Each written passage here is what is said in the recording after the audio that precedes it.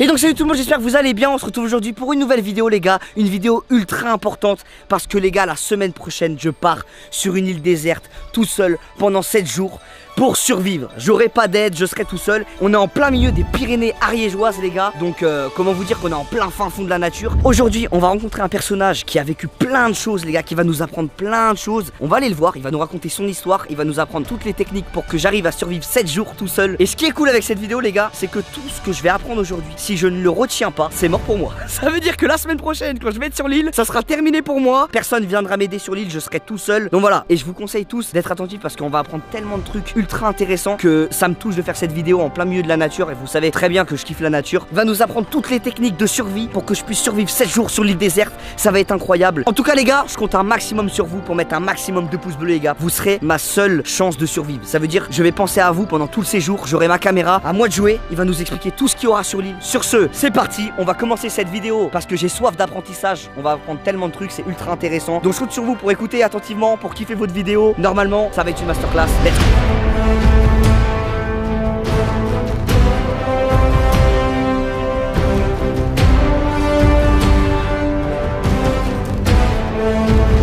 On est avec David, salut David.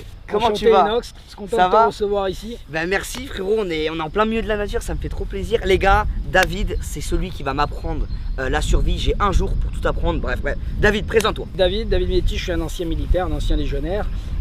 Actuellement conseiller militaire, je travaille pour le département d'État américain. J'effectue des missions à l'étranger où je forme des troupes, essentiellement dans les zones de guerre, des zones de conflit, où on est confronté à la survie en permanence parce qu'il n'y a pas la logistique d'une armée moderne. On est lâché sans rien. T'as un background quoi. On a fait des trucs. J'ai un métier, oui pas mal quand même. On est dans le Courtal de Peyre-Ocelaire, dans le parc naturel régional des Pyrénées ariégeoises. Alors pourquoi j'ai choisi cet endroit? Parce que tu vois, tu regardes autour de lui, il y a des constructions. C'est trop mignon les gars, on dirait des constructions en mode les 7 nains. Ouais, les hobbits, mais là c'était pas les hobbits.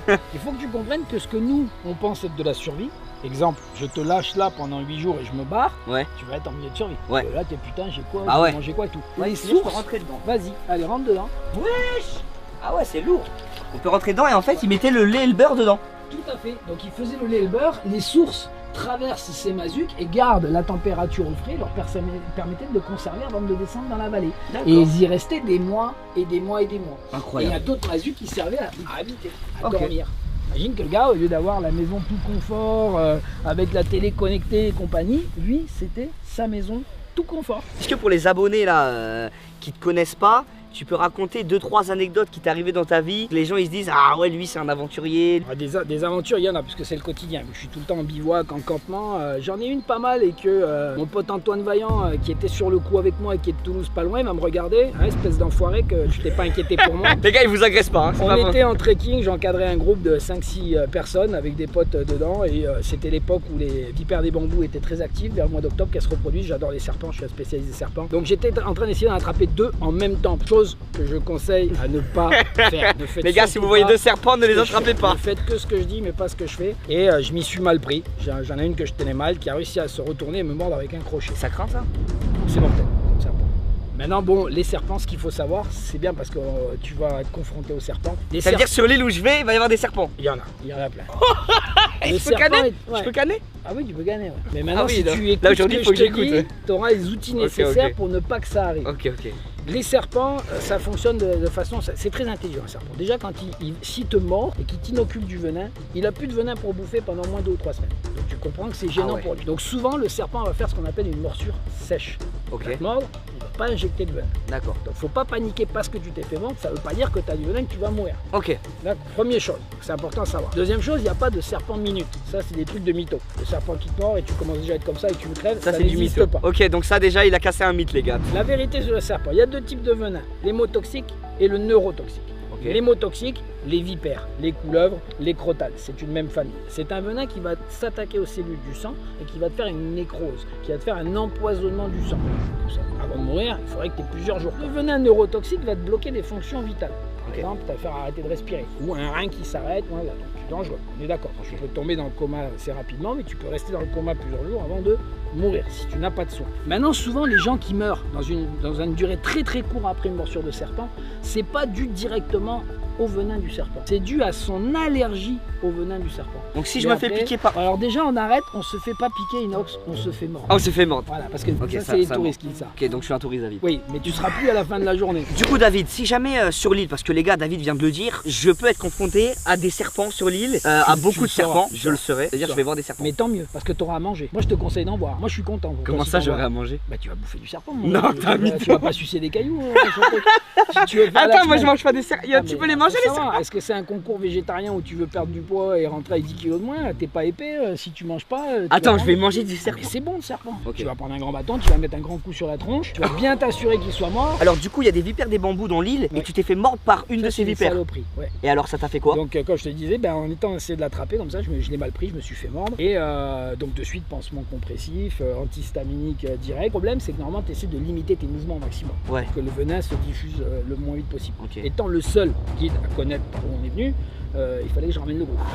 Première station de ranger était à 4 heures de marche et la première ville avec un anti-venin à 4 heures de bagnole derrière. Wesh, t'aurais pu perdre ton bras. Ouais, alors j'ai eu de la chance, je pense que cette vipère m'a inoculé à une quantité faible de venin, mais m'a quand même inoculé du venin parce que dans les premières heures, j'ai senti comme si j'avais bu 10 bières en plein soleil. Donc je marchais, il y a tout qui bougeait, j'avais envie de vomir. Bon, en bref, j'ai pris une bonne châtaigne, bien truc, mais au fur et à mesure que j'ai réussi à m'extraire de la jungle et après à approcher vers la ville, les effets diminuaient. Conseille les gens, quand vous allez faire, c'est très bien de se former, il faut se former, faire des stages de survie, etc. Choisissez des formateurs vraiment de qualité avec des backgrounds solides parce que ça peut... Comme DJ Snake. Oh t'inquiète, c'est un pote. J'aimerais bien que tu m'expliques un peu vraiment c'est quoi ton intention sur cette île. C'est quoi? Les gars, je suis allé voir David, on lui envoie un message, on lui dit ouais je veux aller au Cambodge, à l'autre bout du monde pour faire 7 jours sur une île. Donc je réserve toute l'île que pour moi, personne dessus, je vois personne pendant 7 jours, je me nourris tout seul pendant 7 jours, je bois tout seul pendant 7 jours, je dors tout seul pendant 7 jours, aucune aide, aucune triche. Du coup voilà, c'est pour ça que je t'ai contacté. Un peu maso. T'avais décidé de te faire mal. Bon là en bref, si j'ai bien compris, tu veux te faire parachuter sur une île au Cambodge, dans la baie d'Adamansi, au large, avec personne, sans rien, sans gamelle, avec juste une assistance sécurité un peu au large sur un bateau. Voilà, avec zéro connaissance. C'est bien, t'as compris. Bonne chance. Hein? Ça va bien se passer. Ça va bien se passer, mais tu me mets la pression parce qu'en quelques heures, il va falloir que je. Va falloir assurer. Au moins pire que tu passes pas un séjour de merde. Ah, c'est vrai, parce que t'es pas là sur l'île. C'est-à-dire que si je me rappelle rappelle plus comment faire du feu, personne m'aidera. Moi, le truc, après, c'est mon associé, c'est par là. Bon, Inox, tu vas arriver le matin, hein, ils vont te bazarder sur l'île et ils vont se barrer. C'est-à-dire que au début, tu vas être tout content, tu vas faire comme ça à la caméra, tu vois. Et puis d'un coup, tu vas plus entendre de bruit. Tu vas entendre les vagues. Et là, tu vas te dire. Ah mais là je suis tout seul. Il n'y a pas de je prends la radio pour demander un coca, un hamburger, Uber Eats et tout ça. Terminé. Parce que la radio, on te l'a dit, c'est que si il y a une grosse merde. Grosse urgence. Sinon échec. Tu vas filmer, échec. Tu vas passer pour un gland. Et de toute façon, info, disclaimer, c'est moi qui réalise toute ma vidéo. Personne sera, il n'y aura pas de cadreur. C'est moi, j'ai un sac de caméra entier avec des panneaux solaires, recharge, tout. Et c'est tout moi qui réalise. Donc comme ça au moins il n'y a pas de caméra. Tu te démerdes. Tu te démerdes. Qu'est-ce que tu vas faire? La première chose là maintenant. Tu es à ce moment précis. Alors, moi, tu me dis si c'est d'art, j'arrive sur l'île, hop, je débloie mon sac, j'enlève tout, je chill 1 heure sur la plage pour prendre le soleil, pour m'habituer, et après je vais chercher du bois pour faire mon abri. Échec. Échec, on est dans la merde. Ah ouais, là ça pue la merde. Bah ouais, l'île de bronzage, c'est bien à la canot sur la plage machin. Ouais. Le danger le plus qui va être ton souci le plus constant, ça va être la déshydratation. Ok. Pourquoi? Tu peux pas boire l'eau de mer, on est d'accord? Ah ouais. Il faut la distiller avant. Donc, source d'eau, moi je la connais, j'ai passé du temps dessus. Ouais. Donc, source d'eau, il n'y a pas la chute de Niagara, tu vois comme ça. Ça va demander beaucoup de travail et l'eau. Okay. Donc, ton ennemi numéro 1, déshydratation. Donc, le soleil, le coup de soleil où tu prends bien chaud et compagnie, va empirer ta situation de survie. D'accord. D'accord. Parce que moi j'avais un objectif aussi pendant cette survie, moi je fais de la muscu et tout, faut que je fasse encore mon sport, du coup je me dis je fais 60 pompes par jour. Ça passe ou pas? Arrête de suite. Ok, j'arrête. Arrête de suite, échec. Deuxième jour ou troisième jour, vidéo, coup d'appel et j'arrête. Okay. Non, tu peux pas. Parce que regarde, ce qui va se passer, c'est que d'un coup, tu vas te retrouver sans gamelle, sans boisson, dans une zone tropicale où il fait très chaud, tu viens de Paris. Il fait combien de degrés? 40. Et tu veux rester au soleil. Et le soleil, ouais les gars, c'est pas t'as le soleil et t'as l'UV index. UV index, c'est ce qui te brûle avec les rayons UV. Tu peux avoir un soleil avec un là, c'est un UV de merde là. Aujourd'hui, on va être peut-être à 4 quand même, 4-5. Mais là-bas, tu vas te retrouver entre 9 et 10. Donc, économie d'énergie. Économie d'énergie. Dans tout ce que tu vas faire, tu te dis, est-ce que ça vaut le coup que je le fasse? Est-ce que la dépense énergétique, la dépense calorique vaut le coup pour ce que je vais en retirer? Je fais pas un footing quoi. Non. Et si ton travail pour aller chercher un petit coquillage comme ça te fatigue plus que l'énergie du coquillage qui va te fournir, ne le prends pas. Laisse-le. Parce que tu as perdu 100 calories pour en avoir 2. Pas bon. Donc, premier truc important, se calmer. Ralentir et réfléchir. Toi, la zone, quelles sont les difficultés que tu vas rencontrer? Première, déshydratation, l'eau. Ça, c'est le numéro 1. Donc ça veut dire... Dès que tu arrives, tu essaies de regarder autour de toi, c'est le début de saison des pluies. Mais début. Ça veut dire qu'il y aura des éclaircies, de la pluie. Éclaircies, de la pluie. J'espère pour toi qu'il y a des peu de pluie. Ah, tu penses qu'il n'y a pas de pluie? J'ai regardé la météo, normalement, il pleut au Cambodge. Ouais, au Cambodge. Mais dans le Cambodge, selon où tu es, ça commence pas au même moment. Okay. Mais ton souci premier, fais ce qu'on appelle un assessment, une petite reconnaissance de ta zone, tranquille, sans marcher, courir, sauter partout. Okay. Et tu commences à observer qu'est-ce que tu as comme ressources autour de toi. Tu dis pas, je vais faire mon camp là parce que là j'ai une super vue du coucher de soleil, alors que j'ai pas un bout de bois, pas un arbre. Okay. Il va falloir que je déplace des arbres de là-bas jusque là pour faire mon camp. Trop d'énergie. Trop d'énergie. Donc arrête, je fais pas ça. Je vais choisir mon camp par rapport à là où j'ai le plus de ressources autour de moi utilisables. Une fois que tu as résolu ces deux problèmes, tu vas pouvoir avoir le temps de résoudre les autres. La faim, tu peux rester 2 jours sans manger, tu vas pas mourir. Après, tu peux commencer à manger, ça va. Ouais. Tu vois, la nourriture, en mode 2 jours, ça passe. Ouais, la première journée, tu manges pas. Première journée, moi, je vais me concentrer de l'eau. Ok. Il faut de l'eau et il faut que j'ai un petit abri de feu pour pas me retrouver au sol parce qu'au sol, tropical, milieu tropical. C'est dangereux. Les serpents, les scorpions, les insectes, le sol il bouge la nuit. Ne te mets pas sur un caillou à dormir. Tu vas travailler avec un serpent au côté de ton cou, tu n'as pas. Ça fait bader, frérot. Ça, c'est l'urgence. Okay. Après, on s'occupera de la gamelle. Bon, deuxième, l'abri. L'abri ne te lance pas dans la construction d'une maison à la Robinson Crusoe dès le premier jour. Tu vas perdre trop d'énergie et tu n'auras jamais le temps de le faire. Ce qu'il te faut, c'est un premier abri temporaire qui va te servir pour la première nuit. D'accord. Et en cas où d'un coup, tu te prends un averse, un orage, quelque chose qui fait que tu as besoin de t'abriter. Parce que oui. Oh putain. Parce que oui les gars, j'aurais pas... Si ça, oh putain, là-bas, tu vas faire ouais. Parce que c'est des trucs... Ouais mais je pensais que c'était un truc énorme, t'inquiète, ça va se passer. Je tarde de voir la vidéo, gars.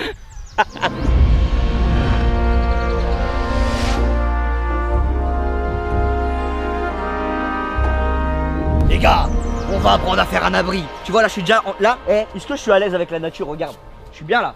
Là, je sens en osmose. En osmose, voilà. Bon, du coup les gars, on cherche un endroit pour vous faire ce petit tuto pour créer un abri. Comme ça au moins, il n'y a pas que moi qui apprends, vous aussi vous apprenez dans cette vidéo. Ça va être lourd, c'est parti. Objectif 1, créer un abri. On dirait ma petite soeur qui est en train de taper. Je fais mal? Regarde, c'est pas mal. C'est que, bon, déjà la force pas terrible. Ici, tu vois, t'as le poids de la machette ici. Ouais. Ok, donc le levier de poids, il se fait devant. Ok. Hein, donc il faut qu'avec un angle, tu viens taper ici. Hop là, là. Il est en train de... Voilà, hop. Là déjà, ton bois, il va venir. Hein, t'en fais encore 2-3 coups, il vient. Et là, tu tournes. Tu vois, je suis venu taper ici. Coupé. Ouais, là ça marche. Dis-le. Ah ouais. Tu vois, là, il peut casser. Ah ouais. Et après, tu finis. Ah, viens là, ici, tu te mets là. Attends, je mets un petit coup. Et voilà, finis-le. Pas mal. Oh, t'as vu le coup que j'ai fait? Ne le fends pas en deux parce qu'on en a besoin de ce bois quand même. Alors ça, c'est les muscles. En fait, ça va me faire un peu la muscu quand même. Voilà, tu veux faire ton sport. J'ai fait une gamelle. Et donc, ici, et là tu appuies. Maintenant, cordage.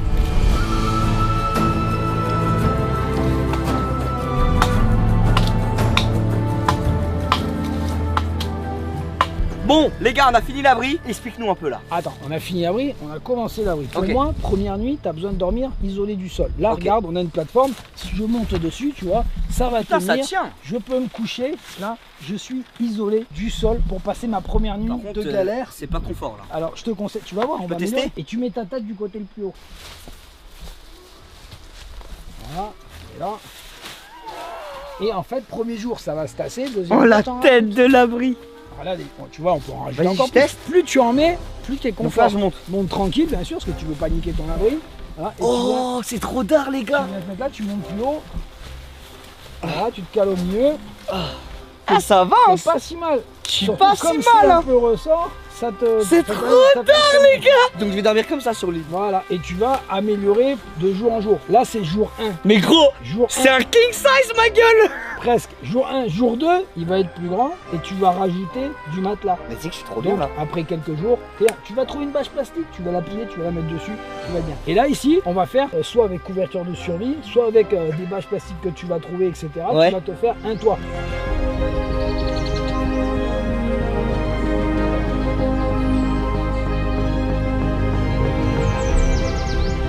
Les gars, l'abri c'est ultra important parce que sur l'île, j'aurai pas d'abri, j'aurai pas de hamac et je vais arriver, il y aura rien. Du coup, c'est pour ça qu'il me dit que c'est ultra important de pas dormir à même le sol parce que ça peut devenir dangereux. Ouais, peut-être tu vas trouver un rocher, souvent si tu regardes bien, ça m'est arrivé en survolant l'île, qui te fait une dépression et que quand il pleut, eh ben, l'eau s'accumule dessus. Ça te fait un petit réservoir d'eau.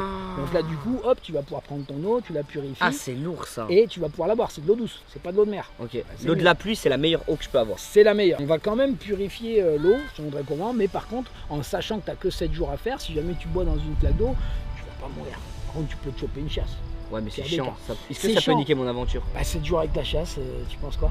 Ouais, mais tu chies pas pendant 24 heures. Tu vas te déshydrater, machin, etc. Ouais. Donc, ouais, mais c'est pour ça que je préfère que tu purifies l'eau, que tu. Mais si je la purifie, je peux pas boire la chiasse. Non, il faut la filtrer, la purifier. La filtrer parce que ça va te donner un meilleur goût, tu vas éviter de boire des morceaux de bois, etc. Et voilà, et la purifier, c'est-à-dire par exemple la bouillir ou utiliser comme on peut utiliser une paille de survie pour boire. Et là, ça te évite d'absorber des bactéries, d'autres choses comme ça.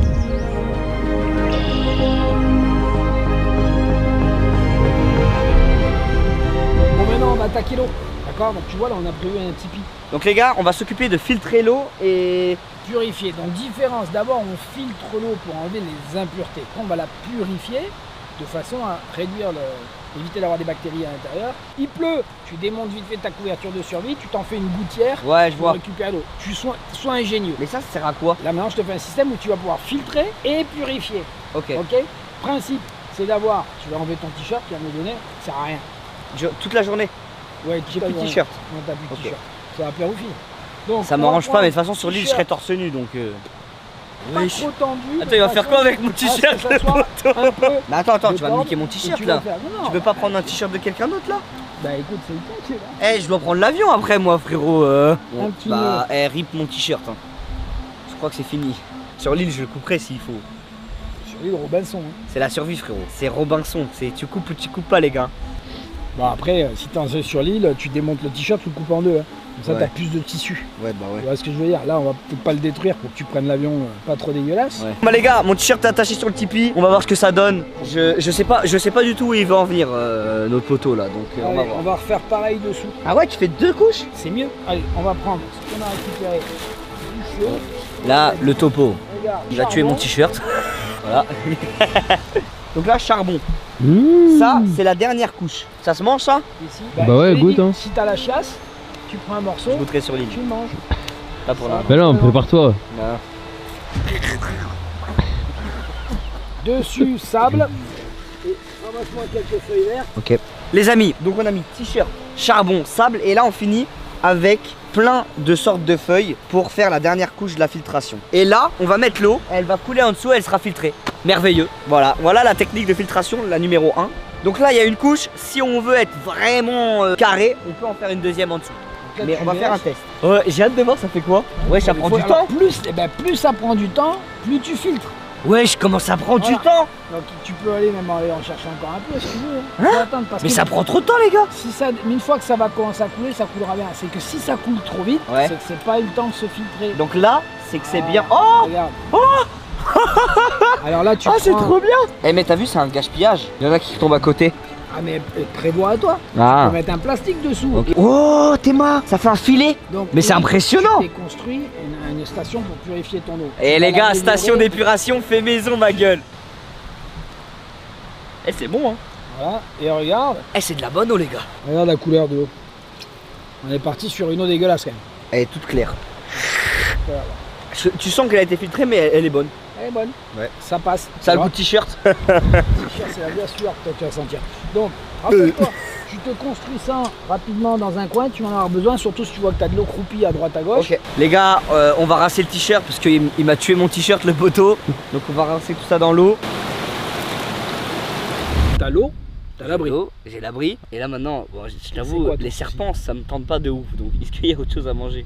Voilà, la gamelle. La gamelle. C'est l'autre truc. Alors, écoute, je pense pour moi que le milieu insulaire sur une île est pas le plus compliqué pour la nourriture. Ah, genre l'île, tu penses qu'en termes de nourriture, je vais réussir à me gérer? Manger ou être sur une île que dans le désert. Ouais, c'est voilà, sur une île, quand même, si tu te démerdes bien, il y a beaucoup de coquillages. Moi, je la connais, il y a des crabes. Bon, pratiquement ceux qui sont sur l'île, il n'y a pas de coquillages qui sont dangereux. Il y a des oursins. Par contre, les oursins, fais gaffe. Ça se graille ça? Ouais, ça bien sûr. Les gens ils payent dans les restaurants pour en bouffer. Hein? Ouais, toi, tu vas te faire un truc genre plateau de fruits de mer. C'est très riche en protéines. Ok. Et en iode. Donc il y a des sels minéraux dedans. Donc les fruits de mer sont une source de nutriments exceptionnelle. Donc ça veut dire que c'est le must que je peux avoir. C'est les sushis quoi. C'est ça. Est-ce que je peux choper des thons? Le seul thon que tu peux choper sera plus à Paris quand tu te balades, mais à mon avis. Le thon c'est bon, mais là sur ce coup-là, tu peux manger du rat. Le rat c'est nickel. Ah mais le rat c'est assez facile à attraper et c'est une source truc. Ce que tu veux pas manger c'est du rat de Paname qui bouffe dans les poubelles parce qu'ils ont des maladies. Et encore, il faisait bien cuire comme il faudrait, on pourrait. Attends, sur l'île je peux attraper du rat et le manger? Ah oui, bien sûr. Là on en parle. Alors regardez bien, là il fait comme ça. Moi je dis dans la vidéo, au jour 3 ou au jour 4, il va se dire putain j'aimerais bien voir. Inox, rappelle-toi de ça. Je te garantis qu'au jour 3 ou 4, tu te diras putain il avait raison, le rat, je le défonce. Parce que là tu vas revoir. C'est un nuggets. Tu vas revoir tes histoires de goût différemment. Ah ouais? Ça va me faire quelque chose de pas manger? Ah oui, ça c'est sûr. Est-ce que je vais ressentir la vraie faim? Oui, en 7 jours c'est sûr. Donc ça veut dire là les gars... Même en mangeant survivant, ça va pas être l'apport calorique que tu as sûrement chez toi, tu vas avoir la dalle. Donc là je vais ressentir la vraie faim, qu'il y a des gens dans le monde, ils ont vraiment faim. Arrivé à un certain stade, cette faim va descendre parce que ton estomac rétrécit. Je t'avoue, il y a autre chose. C'est quoi ça? Il y a un truc qui est tombé là. C'est mon paquet, ça va bien se passer. Je te jure, non. Du coup là t'es en train de faire un piège là. Ouais, c'est ça. Alors comment t'es en train de faire là? Là je suis en train de faire le système de déclenchement du piège en fait. Ah mais les gars c'est un fou, je vous jure.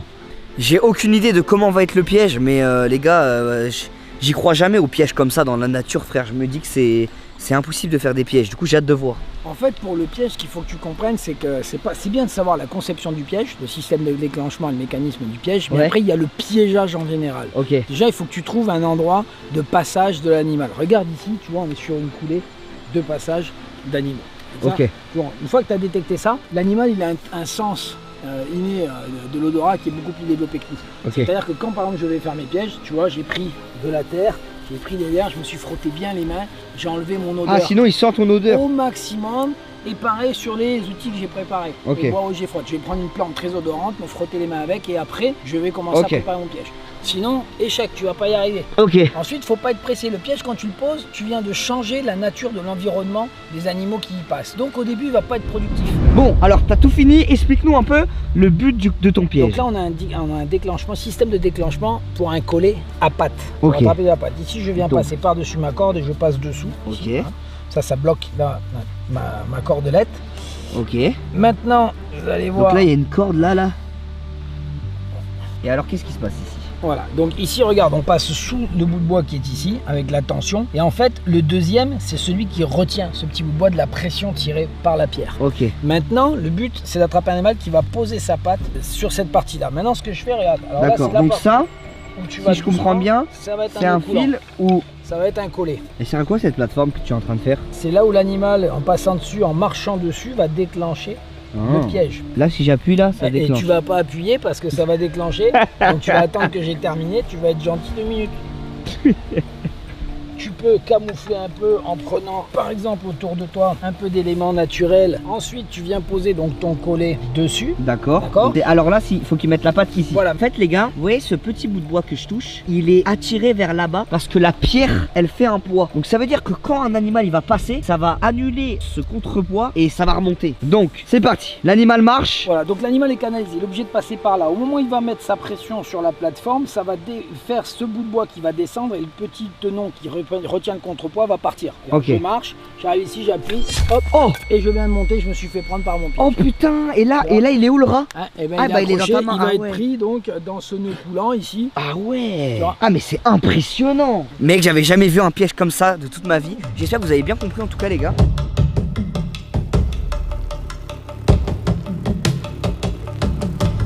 Ça veut dire qu'il y a des coquillages, il y a des oursins, etc. Et il y a aussi des poissons. Il y a du poisson. D'accord, ok. Non, faut les attraper. Un peu plus compliqué que le coquillage. Ça, je t'avoue, je pense que je vais pas y arriver. Écoute, on va essayer. Je vais te donner les meilleurs conseils que je peux. Est-ce que ça c'est dur? Pas tant que ça en fait, si tu t'y prends bien, c'est comme tout en fait, c'est juste une question de moyens. Faut pas les viser les gros poissons, machin, le thon par exemple, parce que là c'est sûr que t'en auras pas. Par contre les petits poissons, il y en a à profusion. Donc les petits poissons, et on peut même faire des pièges pour les petits poissons. Et une fois que tu commences, et oui, et t'as des appâts, t'as des coquillages. Ah, les coquillages que je prends, je peux donner aux poissons? Oh les gars. Eh mais en fait c'est Minecraft les gars, c'est Minecraft dans la vraie vie frère.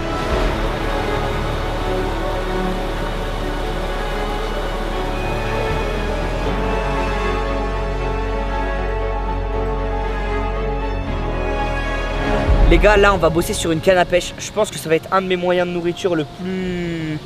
celui que je vais faire le plus. À mon avis, oui, c'est quand même ce qui va t'apporter la meilleure source de protéines et qui soit agréable à manger. J'ai 4 hameçons, j'ai 4 chances. Ça veut dire si j'en ai plus de poissons, voilà. C'est finito. Et avec 4 hameçons, tu peux faire 30 poissons. Ouais. Ça dépend de toi. Alors l'avantage, c'est que sur la ligne, c'est plus facile. Ici, tu vas faire ce qu'on appelle un nœud plein point. Un nœud ici où tu prends ton fil. Ouais. Tu fais une première boucle comme ça, toute simple, tu vois. Ok. Hop. Tu le tiens, tu le passes autour de ton doigt hein, et tu rentres dedans, c'est tout. Ouais, il est compliqué ce nœud là. Si j'arrive pas à faire ce nœud là. C'est un des plus simples, c'est pas un 8 d'escalade que je t'ai fait. Et si je fais un nœud normal, ça marche pas? Eh ben tu fais des essais pour au moins que ça tienne, que ton poisson, c'est vrai con que tu sortes le poisson et pouf. Ouais. Ça va arriver. Okay. Bon bah les gars, on va aller tenter de choper un poisson. En tout cas maintenant, je sais faire une canne à pêche, je sais gérer l'hameçon, ça fait plaisir. Du coup bon, ça se trouve on va rien pêcher, mais on va quand même essayer. Les gars, il m'a dit que je peux me planter l'hameçon dans le doigt. Et si je me le plante dans le doigt, je peux pas me le retirer. C'est-à-dire qu'il faut que je me fasse une incision. Voilà, il faut couper. C'est-à-dire ça va d'un sens, mais quand tu tires, ça marche pas. Donc, si je me plante l'hameçon, ça peut devenir dangereux. Qu'on m'appelle pas pour me dire que t'es abandonné à cause d'un hameçon. Non, t'es un ouf, j'abandonne pas. Et si tu l'as dans le dos, les gars, je vais pas abandonner à cause d'un hameçon. Si t'as un hameçon accroché dans le dos ou à l'oreille, tu coupes le fil, tu le laisses là et on l'enlèvera 7 jours après. Hein, les garde propres. Ça marche.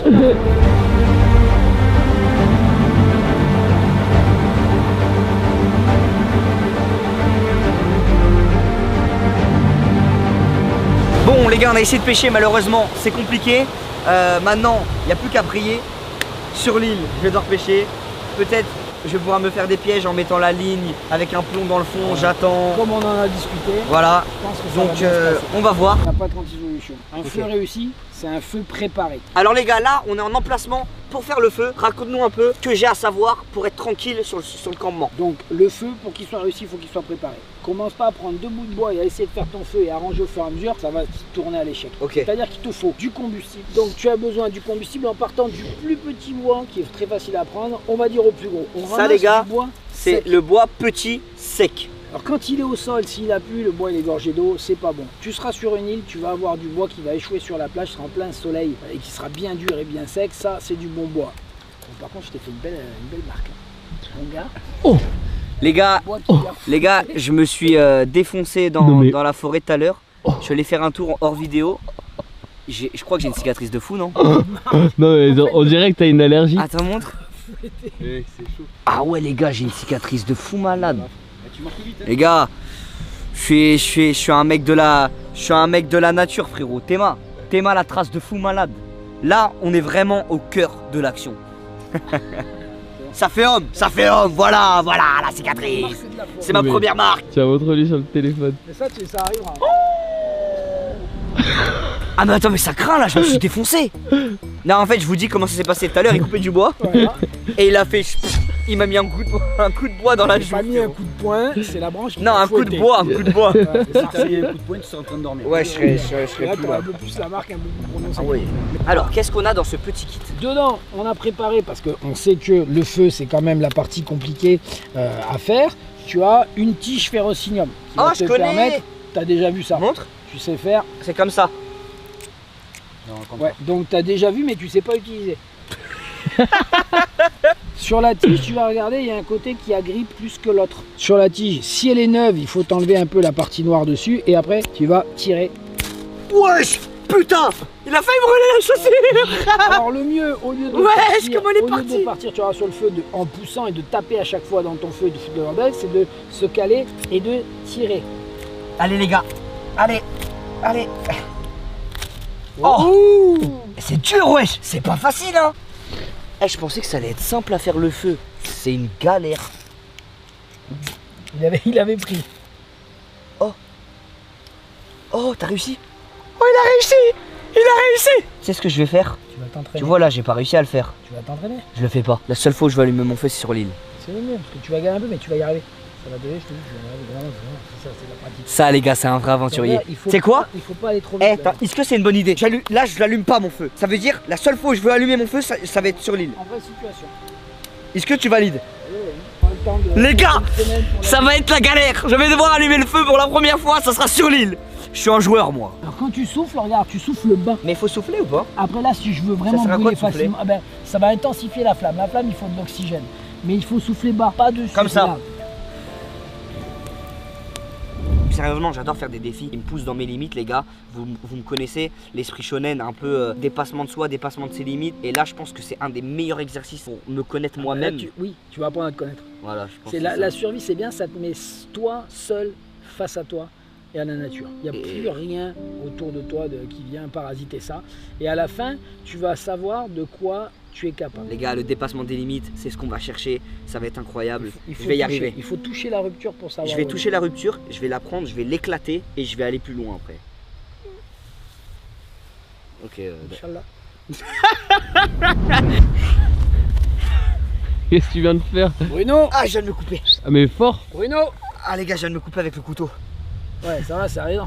Et lui, ça doit pas être rassurant pour lui. On vient de faire le truc, il y a rien, je me coupe déjà. Alors, comme je t'ai dit tout à l'heure, c'est super coupant.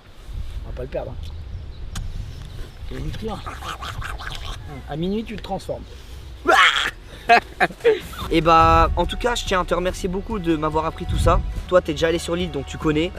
J'espère que ça va bien se passer. Et vraiment, le fait d'y aller et dépasser mes limites, ça me donne trop envie. Donc, frérot, t'inquiète, je vais te faire honneur. Je vais faire honneur à toute la commu. Et la semaine prochaine, bah, c'est la vidéo de l'île, les gars. Donc, en tout cas, j'espère que cette vidéo vous avez pris plein de trucs. Je tiens à te remercier encore du fond du cœur. C'était un plaisir. Et maintenant, bah, tout ce que j'ai appris, les gars, c'était aujourd'hui. Je dois tout retenir parce que la semaine prochaine, c'est une des plus grosses vidéos de ma chaîne. Survivre 7 jours sur une île déserte à l'autre bout du monde. Souhaitez-moi bonne chance. Merci à tous d'avoir regardé la vidéo. Merci à toi. Vous pouvez retrouver sur tous les réseaux, C4 Aventure, Survie France, K1 Chef. On mettra les liens. Voilà. Tu vois, je suis excité, mais je stresse un peu. Bonne chance. Ouais. Tchuss tout le monde, merci d'avoir regardé la vidéo. Tchuss.